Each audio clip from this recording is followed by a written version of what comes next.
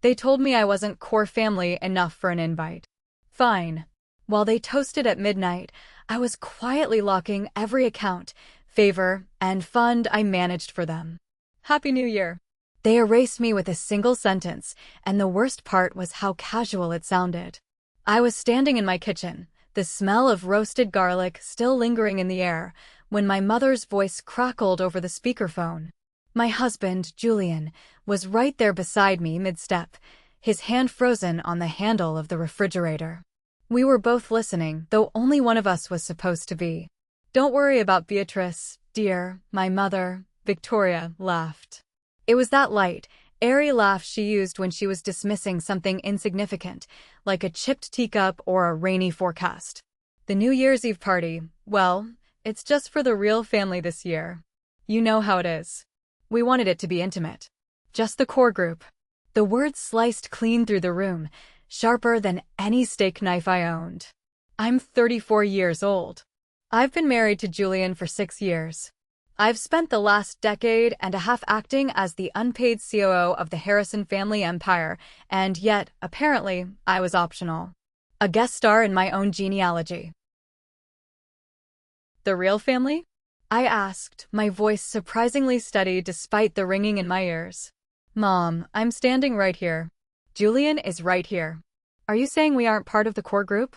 There was a brief, microscopic pause on the other end. I could almost hear her adjusting her pearls. Oh, B, don't be so dramatic. You've changed lately. You're so independent now. You have your own life with Julian. We just figured you wouldn't feel like you fit in with the vibe we're going for this year. Besides, your father and I already sent out the invitations weeks ago. It would be awkward to change the seating chart now. Changed. That's the word they use when you stop apologizing for existing. That's the word they use when you start setting boundaries and stop letting them treat your time like a free commodity. I looked at Julian. He's 36, an architect, a man who built his career from nothing and has the calluses on his soul to prove it. He wasn't born into a family like mine, the kind where your last name acts as a skeleton key for every door in the city. To my parents, he was always that nice man Beatrice brought home, spoken with a tone that suggested he was a stray dog I'd decided to keep. I see, I said. So the cousins are coming? Aunt Rowena? Even that friend of Sienna's who crashed the Christmas dinner last year. Well, yes, Victoria replied, her voice sharpening. Sienna needs her support system. And Rowena is family, V. Don't be petty. It's just one night. You and Julian can have a quiet night in. Maybe order some pizza. Julian's jaw was so tight I thought his teeth might crack. He didn't say a word, but he didn't need to. I've spent my whole life being the invisible architect of their happiness. I'm a management accountant by trade, but for the Harrisons, I was the digital executor, the tax whisperer, and the emotional diplomat. I handled the messy paperwork their lawyers found tedious. I smoothed over the conflicts with the neighbors at their summer home. I fixed the problems before they ever reached the light of day, and I did it all without a single thank you. And now I was being told to order pizza while they toasted to a real family that apparently didn't include the person who kept the roof over their heads, metaphorically and sometimes literally. Okay, Mom, I said, my heart feeling like a cold stone in my chest. I understand perfectly. Have a wonderful party. I hung up before she could respond. The silence that followed was heavy, suffocating. Julian finally moved, stepping toward me and wrapping an arm around my shoulders. He didn't offer platitudes. He knew me better than that. You okay? He whispered. I'm 34, Julian, I said, staring at the blank screen of my phone. I'm married, I'm successful, and I'm apparently a footnote in my own mother's life. Yeah, I'm just great. I couldn't sleep that night. Every time I closed my eyes, I saw the faces of my family members, the people I had spent my entire adult life protecting. I thought back to 3 years ago. My father, Harrison, had called me in a blind panic at 3 in the morning. He'd messed up some filings for his boutique investment firm, something that could have triggered a massive audit and cost him hundreds of thousands of dollars, not to mention his reputation. I was sick with the flu at the time. I had a fever of 102 degrees, and my head felt like it was being squeezed in a vice. Did that matter? Not to Harrison. B, you're the only one who knows how to navigate these systems. He'd barked into the phone. I need this fixed by 9 a.m. or we're in deep trouble. Just pull it together for a few hours, okay?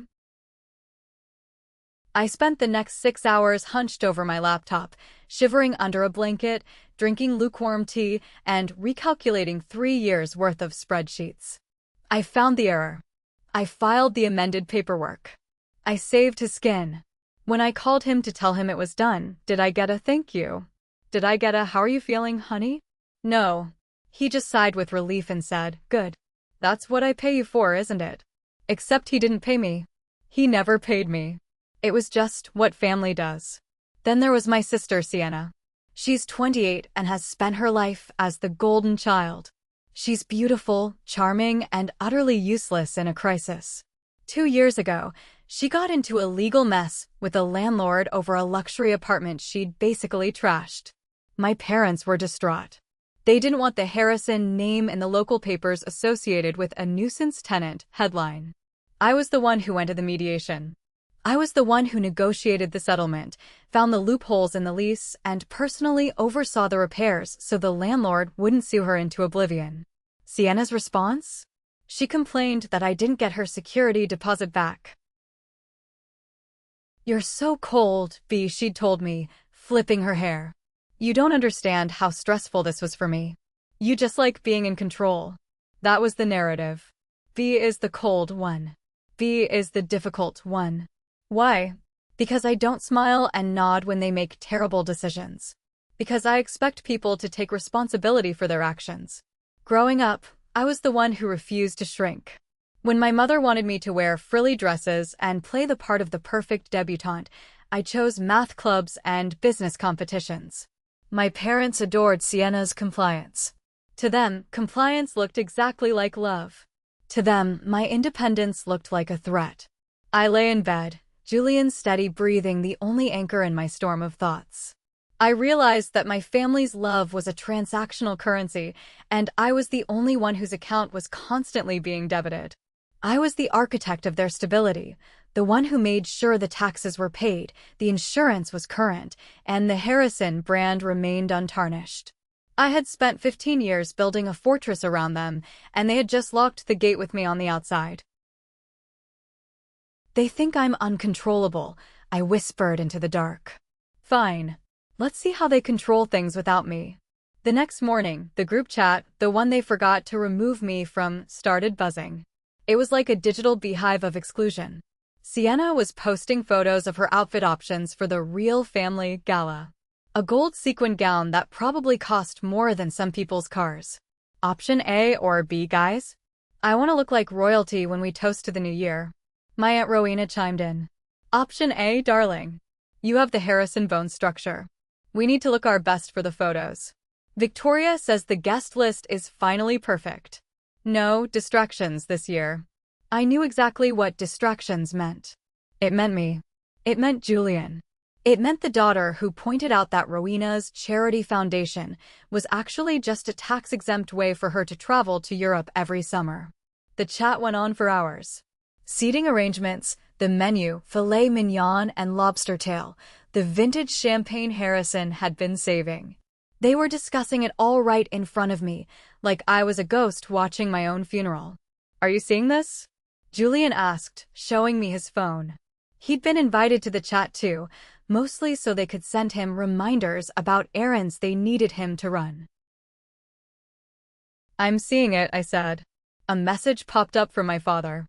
Julian, before the party on the 31st, can you swing by the warehouse and pick up those extra cases of wine? And B, I need you to check the login for the security system at the house. It's been acting up and the technician said you're the only authorized user who can reset the firewall. The audacity was breathtaking. They didn't want me at the party, but they wanted me to fix the security so the party could happen. They didn't want Julian at the table, but they wanted him to be the delivery boy for the wine. Julian looked at me, waiting. Usually, I would have just done it. I would have sighed, complained to Julian in private, and then spent my afternoon making sure their night was perfect. Because that's what I did. I was the responsible one. Don't reply, I said. What? Julian blinked. Don't reply to the wine request. And I'm not touching that security system. B, you know they're going to blow up your phone if you don't. Let them, I said, a strange, cold calm settling over me. They want a party for the real family? Then the real family can figure out how to reset their own firewall and haul their own wine. I'm done being the invisible engine for a car that won't even let me in the passenger seat. I muted the group chat. Then I did something I hadn't done in years. I sat down at my desk, not to work on my clients' accounts, but to look at the Harrison family folder on my desktop. It was a massive, intricate web of passwords, spreadsheets, legal documents, and authorizations. I was the only one who had the keys to the kingdom. And for the first time in my life, I started thinking about what would happen if I just walked away. I decided to give them one last chance. Call it a lingering sense of duty, or maybe just a need for absolute closure. On December 30th, I drove over to the family estate. It's a massive, sprawling place on the edge of the city, all limestone and perfectly manicured hedges. I didn't call ahead. I just used my key, which still worked for now, and walked in. The house was a hive of activity. Caterers were moving furniture, florists were arranging massive displays of white lilies, and my mother was standing in the center of the foyer, barking orders like a five-star general. No, the silver needs to be polished again, she cried, then stopped when she saw me. Her face didn't break into a smile. It shifted into a mask of weary tolerance. B, what are you doing here? I told you we were busy. I brought the gift I got for the family, I said, holding out a beautifully wrapped box. It was a high-end digital frame I'd preloaded with photos of our family over the years. I'd spent hours curating it, trying to find moments where we actually looked like we liked each other. Oh, just put it on the table, she said, waving a hand dismissively. We have so much to do. Your father is in the study. He's in a terrible mood because he can't get into the business account for the catering payment. I walked toward the study. My father was hunched over his desk, his face red, staring at his computer screen. Stupid machine, he yelled, slamming his hand on the desk. B, thank God. Get in here. This damn bank site won't let me authorize the wire transfer. It says I need a secondary authentication code that's being sent to your device. Why is it sent to your device? Because I'm the primary administrator, Dad, I said quietly. I set it up that way 3 years ago when you almost lost $50,000 to a phishing scam. I'm the security layer. Well, give me the code. Or better yet, just do it for me. I don't have time for this. I stood there, looking at him. He didn't ask how I was. He didn't mention the New Year's Eve party. He didn't apologize for excluding his own daughter. He just wanted the code. Dad, I said. About the party tomorrow night. Julian and I, we were really looking forward to seeing everyone. He didn't even look up from the screen. I already told you, B. It's a small gathering. Tight-knit. You've changed lately. You're always so critical, always bringing up the past. We just want a night of peace. You understand. I don't understand, I said. I'm your daughter. Finally, he looked up. His eyes were cold. You're a grown woman with a successful career and a husband we barely know. You don't need us, B. You've made that very clear with the way you talk to us. If you want to be treated like family, you should start acting like you appreciate what this family provides for you. What this family provides for me. I was the one providing for them. I was the one who managed the estate taxes that kept this very house in their possession. I was the one who handled the legal fallout from Sienna's tantrums. I appreciate everything I've done for this family, I said, my voice trembling slightly. There you go again, he sighed, turning back to the computer. Always about you. Just give me the code, B. I have guests arriving in 24 hours. I didn't give him the code. I turned around and walked out of the study. I walked past my mother, who was complaining about the thread count of the napkins. I walked out of the limestone house and into the cold December air. The realization hit me with the force of a tidal wave. Compliance wasn't just a preference for them. It was the entry fee. If I didn't let them walk all over me, I wasn't real family. Fine, I whispered to the empty driveway. If I'm not family, then I'm just a consultant. And my contract just expired. New Year's Eve arrived. Ordinarily, I would have spent the day in a state of high anxiety, checking my phone every 5 minutes to see what crisis my parents needed me to solve. Instead, I took a long, hot bath. I drank a glass of expensive wine that Julian had picked out. I didn't check the group chat once. "You ready?" Julian asked around 8 p.m. He was wearing a charcoal suit that fit him perfectly, looking every bit the successful man my parents refused to see. "Almost," I said. I was wearing a deep emerald silk dress. I didn't want to look like the difficult daughter. I wanted to look like the woman I had become despite them. We weren't staying home. We weren't ordering pizza. A few weeks ago, before the real family debacle, a former client of mine, a woman who actually valued my work, had invited us to a private rooftop party at one of the most exclusive hotels in the city. I'd initially declined because of my parents' party. 2 days ago, I called her back. As we drove downtown, the city was alive with lights and anticipation. The contrast was stark. In my parents' world, everything was about tradition, about looking backward, about maintaining a facade of old money perfection. In the world I was heading into, everything was about the future. We arrived at the hotel and were whisked up to the rooftop. The view was breathtaking, the entire skyline laid out like a carpet of diamonds. There was jazz music, laughter, and people who greeted me with genuine warmth. "Beatrice. So glad you could make it," my host said, hugging me. "I was worried your family would keep you all to themselves tonight." "Not tonight," I said, smiling. "Tonight, I'm exactly where I'm supposed to be." Around 9:30, as the party was in full swing, I felt my phone vibrate in my clutch. I ignored it. Then it vibrated again. And again. I stepped away from the music for a moment and glanced at the screen. 5 missed calls from my mother. 7 from Sienna. The messages were already turning from "Where are you?" to "Why aren't you answering?" I could picture it. The catering bill hadn't been paid because the wire transfer failed. The security system was probably beeping incessantly because the firewall needed a reset. The wine Julian hadn't delivered was missing from the bar. The real family was starting to realize that the optional daughter was the one who made their reality function. I didn't feel a surge of triumph. Not yet. I just felt a profound sense of lightness. For the first time in my life, their problems weren't mine. I wasn't the one who had to fix the broken system. I was the one who had finally stepped out of it. I tucked the phone back into my bag and walked back to Julian.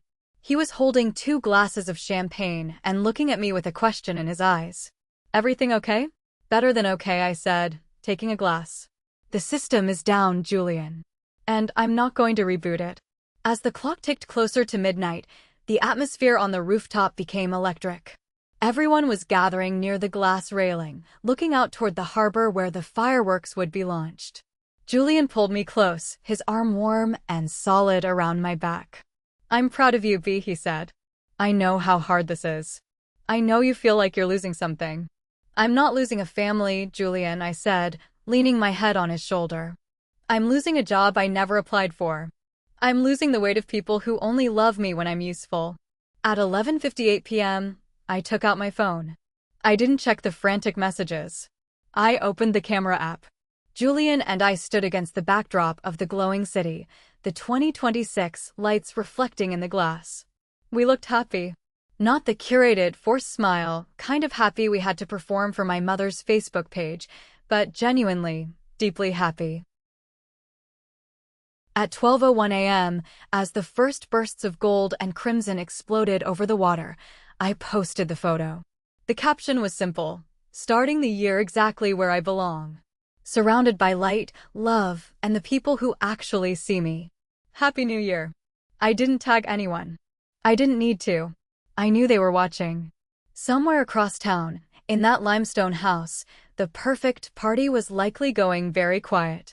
My mother would be scrolling through her feed, seeing her daughter glowing and radiant while her own guests were probably complaining about the lack of wine or the beeping security panel.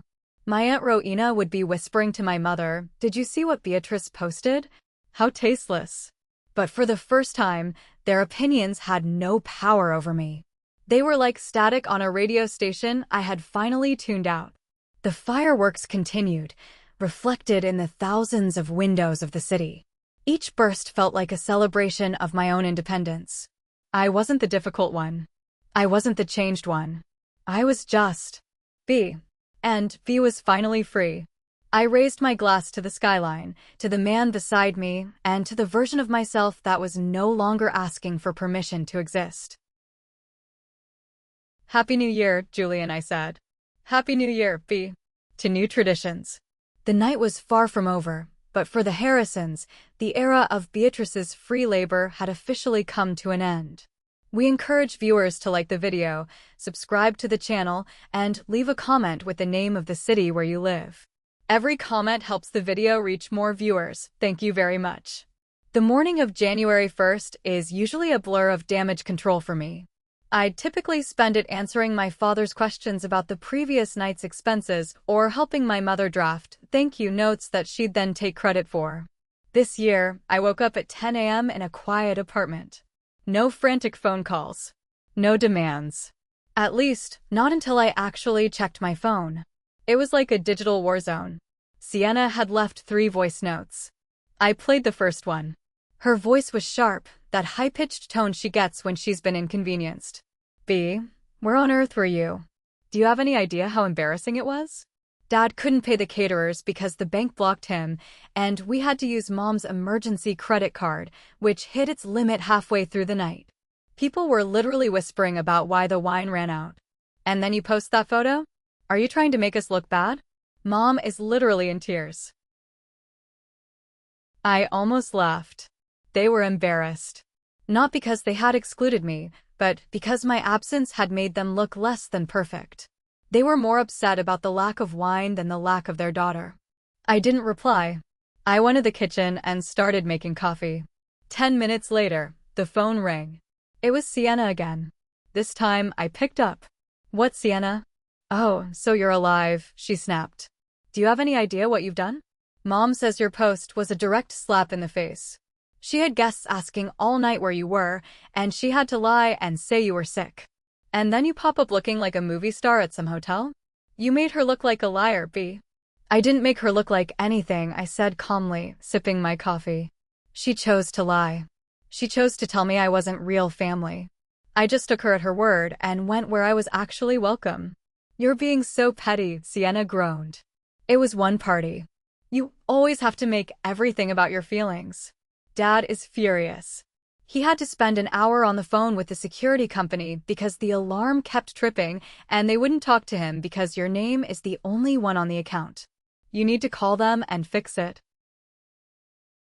"No," I said. "What do you mean no?" "I mean I'm not doing it. If Dad wants to be the head of the real family, he can figure out how to manage his own security. I'm a distraction, remember? I'm staying out of the way, just like I was told." "You're unbelievable," she hissed.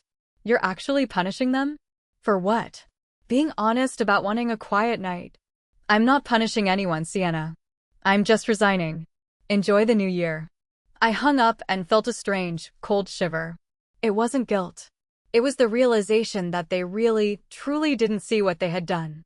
In their minds, I was a tool that had suddenly stopped working, and they were angry at the tool, not at themselves for breaking it. I thought that would be the end of it for at least a few days. I thought they'd stew in their own mess for a while. But I underestimated my mother's need for public validation. Around 2 p.m., my phone started blowing up again. Not calls this time, but notifications from Facebook. I opened the app, and there it was. Victoria had posted a New Year's recap album. 20 photos of the limestone house, the lilies, the lobster tails, and the real family smiling in the foyer. The caption read, "A truly magical night. So grateful to celebrate the start of the year with those who truly belong." There is nothing like the bond of family when everyone remembers their place and supports one another. Here's to a year of clarity and surrounded by those who really love us.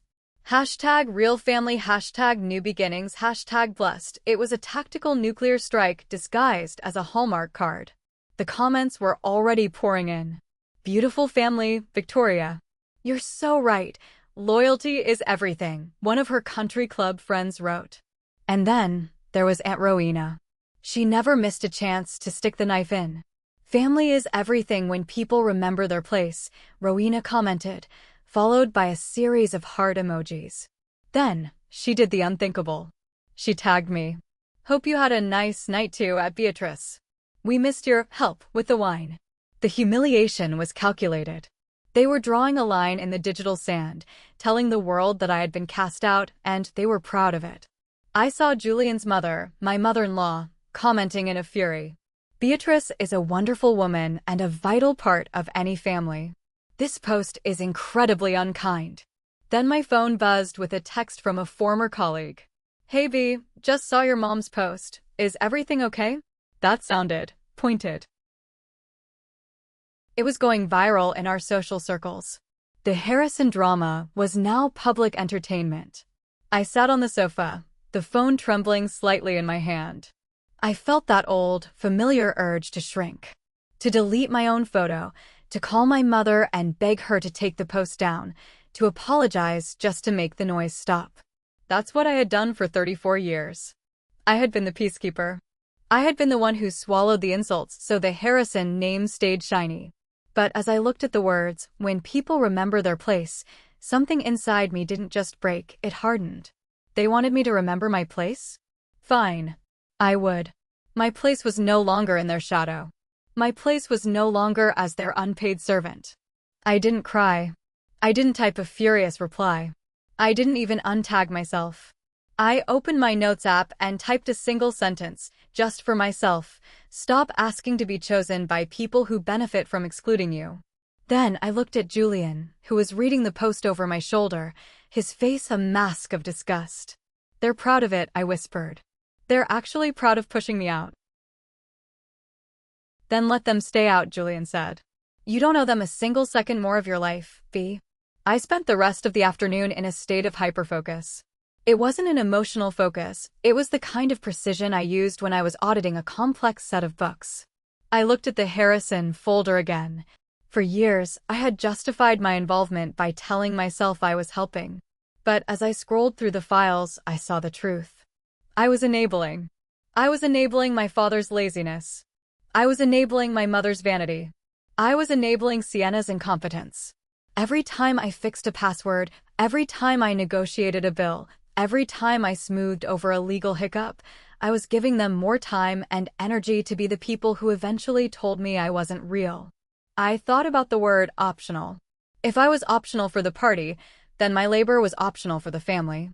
Julian, I said, not looking up from the screen. Do you remember when your sister needed help with her business taxes last year? Yeah, he said, confused. You spent a whole weekend on it. And what did she do? She sent us a crate of peaches from her farm and called you every week for a month just to say thanks. Why? Because that's what people who value you do, I said. My parents, they don't even know what I do. They think it's magic. They think things just work because they're Harrisons. The ache in my chest was settling. It was heavy, yes, but it was clarifying. It was like the moment a blurry image finally snaps into focus. I saw the patterns. I saw the way my sister rushed to manage their image instead of my hurt. I saw how my father used authority as a substitute for affection. I realized they didn't exclude me because I was difficult.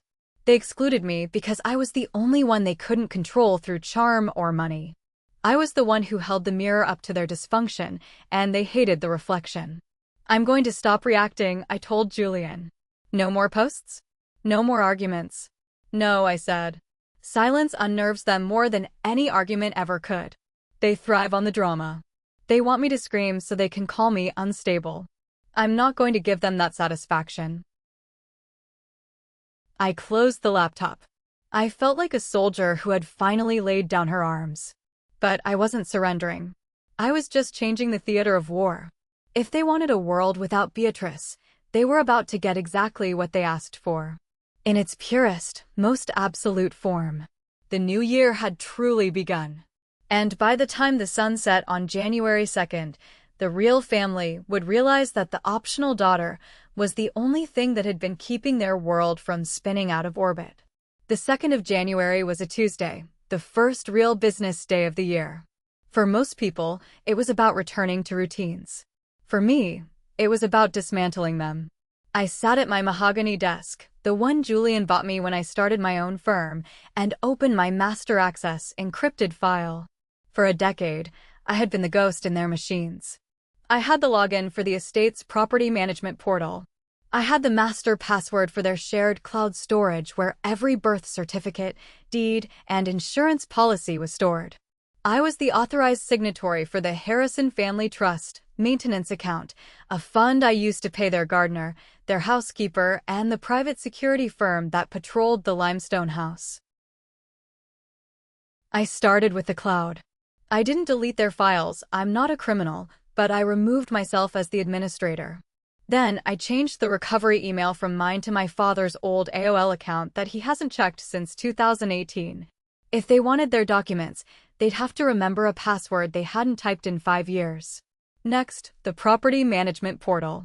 My parents owned a vacation home in Aspen and a condo in Florida. I handled the HOA fees, the winterization schedules, and the local taxes. I logged in and clicked Revoke Representative Status. A little box popped up. Are you sure you want to remove Beatrice Harrison as the primary contact? I didn't hesitate. I clicked yes.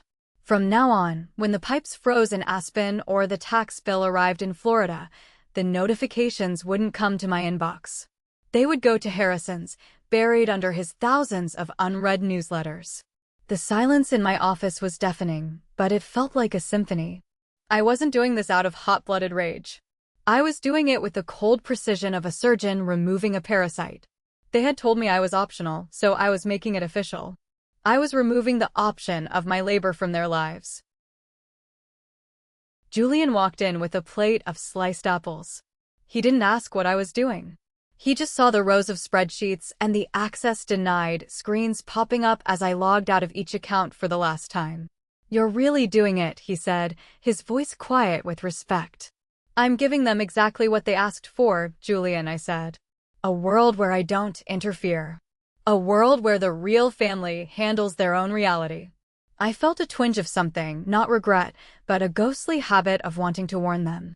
Dad, the insurance on the yacht is up for renewal on the 5th. Mom, the housekeeper's health insurance payment will bounce if you don't authorize the transfer. I pushed the thought away. If I was a distraction, then my warnings were just noise they didn't want to hear. I shut the laptop. The digital strings were cut. At 1 p.m., I made the most important call of the day. I dialed the office of Mr. Thatcher, the family's longtime accountant. He was a man of 70 who had known my father since college, but he only spoke to me because I was the only one who actually understood the numbers. Beatrice, Happy New Year, he said, sounding tired. I was just about to call you. Your father's quarterly tax projections are due on Friday, and I'm missing the brokerage statements. Happy New Year, Arthur, I said, my voice as steady as a stone. I'm calling to give you an update. As of this morning, I am no longer involved in the management of the Harrison family accounts. I have revoked my authorization as their representative. There was a long, stunned silence on the other end. I could hear the scratching of a pen stop abruptly. Beatrice, what? You've handled everything for 15 years. Harrison doesn't even know his own social security number half the time. Who am I supposed to talk to? You'll have to talk to Harrison, I said. Or perhaps Sienna. I'm sure she's ready to step up and help with the real family business. Is this because of that Facebook post? Arthur asked tentatively. He was old, but he wasn't blind to the family drama. It's because I've been fired from a job I was never paid for, Arthur. I'm just making the paperwork match the reality. I've sent you a final transition memo with the list of pending items. The yacht insurance, the estate taxes, and the payroll for the household staff. It's all in your inbox. After this call, please remove my email from all CC lists. Beatrice, this is going to be a disaster, he warned. Your father doesn't have the patience for this. The Harrison name carries weight, but the gears only turn because you're the one greasing them. Then I suppose the gears will have to learn to grind, I said. I hung up. That was the last thread. Mr. Thatcher was the only person who could have bridged the gap, and I had just burned the bridge. I spent the afternoon redirecting my energy. I took on 2 new clients for my own firm, People who actually paid their invoices and said, please. I felt a surge of productivity that I hadn't felt in years. I wasn't tired. I wasn't drained. I was fueled by the sudden abundance of my own time. By 4 p.m., the first cracks began to show. It started with a text from my mother. It wasn't a question, it was a command. B, the gate code for the gardener isn't working. He's standing outside and says the system is locked. Fix it now. We have the garden club coming over for tea at 4. I looked at the message. I didn't reply. I knew exactly why the code wasn't working. I had updated the security firewall the week before, and the new codes required a secondary confirmation via the app on my phone. Since I had uninstalled the app and deregistered my device, the whole system had defaulted to high security lockdown. 5 minutes later, my phone buzzed again. Beatrice. The gardener left. This is unacceptable. Now the housekeeper says her paycheck didn't deposit this morning. What is going on with the payroll software? I took a sip of my tea. The payroll software was a subscription service I paid for through my firm's corporate account to save them the hassle. Since I was no longer involved, I had simply canceled the sub-account for Harrison residential staff. Then came the calls. My phone vibrated on the coffee table like a dying insect. Victoria. Victoria. Harrison. Harrison. Sienna. I put the phone in the kitchen drawer and closed it. They're hitting the wall, Julian said, walking in from the balcony. They're not hitting the wall, I corrected him. They're realizing the wall was never there. It was just me, holding up the ceiling with my bare hands while they complained about the color of the paint. Without me, my parents were just two elderly people with a lot of assets they didn't know how to manage and a golden child daughter who couldn't even manage her own laundry. The panic was blooming on their side of town, and for the first time in my life, I wasn't the one who had to catch them. I wasn't the one who had to apologize for the system breaking. I sat down with Julian and we started planning our own trip, a weekend in a cabin where there was no cell service and no real family to demand our souls. By Thursday, the silence was no longer an option for them. At 7 p.m., there was a heavy, rhythmic knocking at our apartment door. I didn't need to look through the peephole to know who it was. My father had a way of knocking that sounded like he was trying to break into a fortress. I opened the door. Harrison was standing there, his face flushed, his expensive wool coat slightly askew. He looked less like a powerful businessman and more like a man who had been told no for the first time in 40 years. Beatrice, he said, skipping the greeting. The accountant called. Thatcher says you've resigned. What is this nonsense? It's not nonsense, Dad, I said, leaning against the doorframe. I didn't invite him in. It's a logical conclusion. You told me I wasn't part of the real family. You told me I was changed and difficult. I decided to take the hint. I'm out.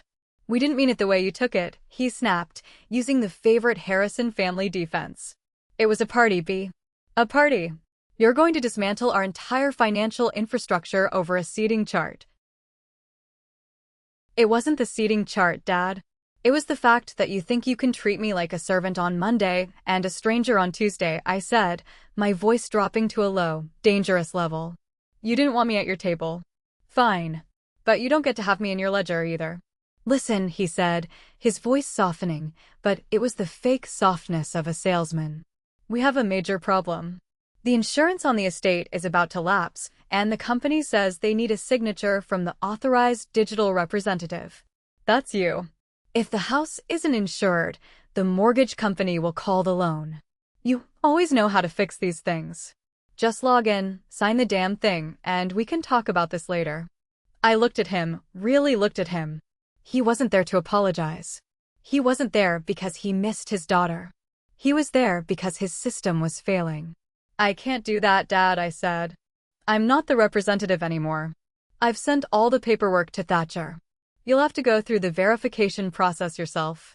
It takes about 10 business days. 10 days? The deadline is tomorrow. Then I guess the real family better start making some very fast phone calls, I said, and for the first time, I felt a genuine smile touch my lips. It wasn't cruel, it was just finished. B, Don't do this, he pleaded, and there it was, the first crack of real fear.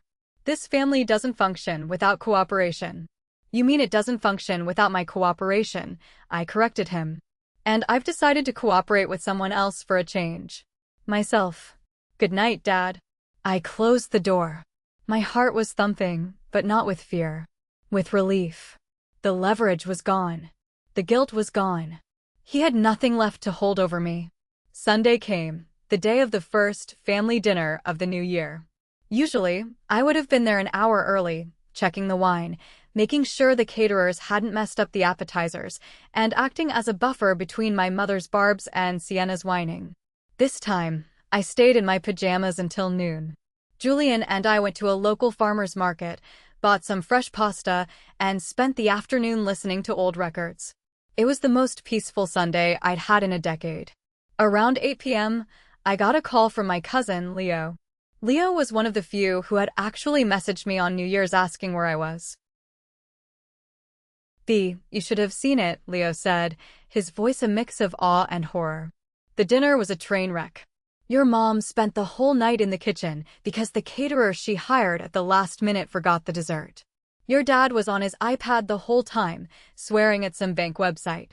And Sienna? She tried to pour the wine and ended up breaking a bottle of that 20-year-old scotch your dad loves." "Sounds eventful," I said, twirling the phone cord. "The room felt off," Leo continued. No one was talking. It was like the air had been sucked out of the house. Everyone kept looking at your empty chair. Your mom tried to make a toast about family loyalty, and Aunt Rowena actually rolled her eyes. People are starting to realize that the perfect Harrison life was just a show you were putting on for them. "It's not a show anymore, Leo. It's just their life," I said. A few hours later, Sienna showed up at my door. She didn't knock like my father. She rang the doorbell repeatedly until I answered. Her eyes were red, her makeup smudged. "You're happy now, aren't you?" she sobbed. "Mom is a wreck. Dad is talking about selling the Aspen house because he can't deal with the administrative headache. You're ruining everything, B. You didn't have to go this far just because you were mad about a party." "I didn't go anywhere, Sienna," I said calmly. "I stayed exactly where I was. I just stopped moving for you.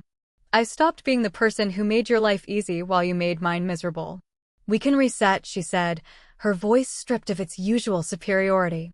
"Just help Dad with the insurance and the bank stuff until things stabilize. Then we can talk about a proper apology." I looked at her and felt a wave of pity. She didn't even understand the words she was saying. She didn't want reconciliation. She wanted convenience. She wanted her fixer back. "I'm stable, Sienna," I said, stepping back into my warm, quiet apartment. "You're just not. And that's not my problem anymore." As she turned to leave, her shoulders slumped.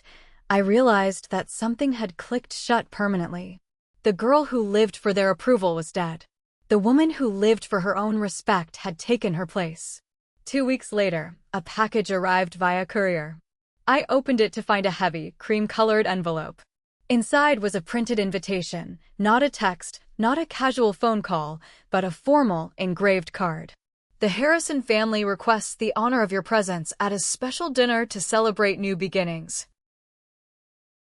My name was centered on the card, spelled correctly, every title in place. It was the most formal "I'm sorry" I had ever seen, and the most hollow. They were trying to invite the optional daughter back into the fold because they had realized she was the only one who knew where the skeletons were buried and how to keep the lights on. I didn't go. Instead, I took a photo of the invitation. Not to mock it, but to remind myself of the moment they finally saw me, not as a daughter, but as a necessity they had lost. I went into the kitchen where Julian was trying to teach himself how to make homemade pasta. Flour was everywhere. The music was too loud. We were barefoot and laughing at the mess. I posted one final photo that night. It wasn't a photo of a skyline or a fancy dress. It was a photo of our messy kitchen counter, 2 glasses of cheap wine, and our flour-covered hands. The caption read, "New traditions feel lighter." Sometimes you have to lose your place at one table to find the one where you actually belong. That night, my mother finally messaged me. It wasn't an accusation. It wasn't a command. I didn't realize how much we leaned on you, B. I'm sorry. I stared at the words for a long time. For years, those were the words I had craved. I thought they would make everything better. But seeing them now, I realized they were too little, too late. She only apologized because she was tired of leaning on nothing. I replied with a single sentence. That was the problem, Mom. You were leaning on me, but you never bothered to see if I was standing. I didn't block them. I didn't delete their numbers. I just let them exist exactly where they belonged, at a distance defined by respect, not obligation. As the year unfolded, my life became quieter, calmer, and infinitely more mine. My business flourished. My marriage grew stronger because I was no longer bringing the poison of my family's drama into our home. I watched from afar as my father hired a professional management firm to do the work I had done for free. I heard through the grapevine that it cost him $20,000 a year just to maintain what I had managed in my spare time. The real revenge wasn't seeing them struggle. It wasn't seeing the real family realize they weren't so real without me. The real revenge was waking up on a Sunday morning, hearing the birds outside my window, and knowing that my time was my own. It was the realization that I didn't need their invitation to feel like I belonged in this world. I had built my own house, with my own rules, and a table where there was always a seat for the people who actually loved me. And as for the Harrisons? They're still there, in their limestone house, surrounded by their polished silver and their perfect hedges. But the engine is gone. The architect has left the building. And for the first time in my life, the silence feels exactly like peace. If your family told you that you weren't real family anymore, would you keep doing their taxes and managing their lives just to be nice? Or would you pull the plug like I did? Am I the jerk for letting their business struggle? Or did they earn this silence? Let me know in the comments below. Thanks for watching BA's story of reclaiming her worth. If you've ever been the black sheep who was actually the one keeping the family together, hit that like button and subscribe for more stories of justice and independence. Each like and subscription helps us bring more of these stories to light. See you in the next one.